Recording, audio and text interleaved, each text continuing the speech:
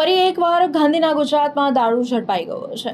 ભારતીય બનાવટના વિદેશી દારૂનો જથ્થો ઝડપી પાડવામાં પોલીસને સફળતા મળી છે। કપુરાઈ પોલીસે દારૂનો મોટો જથ્થો ઝડપી પાડ્યો છે। નેશનલ હાઈવે 48 ઉપર તરસાલીથી જાંબુઆ બ્રિજ તરફ જતા ગોકુલ કટ પાસે ખુલ્લી જગ્યામાં ચોક્કસ બાતમીના આધારે પોલીસે રેડ કરી હતી। રેડ દરમિયાન ત્યાં ઉભેલા એક અશોક કન્ટેનરનો ચાલક અંધારામાં લાભ લઈને નાસી છૂટ્યો હતો। પોલીસે જ્યારે કન્ટેનરનો સીલ તોડીને તપાસ કરી ત્યારે અંદરથી પાઇપોની આડમાં છુપાયેલો ભારતીય બનાવટનો વિદેશી દારૂ મળી આવ્યો હતો। પોલીસે જુદી જુદી બ્રાન્ડની નાની મોટી કુલ 11,600થી વધુ બોટલો જપ્ત કરી હતી, જેની કિંમત 20,60,000ની આસપાસ થાય છે।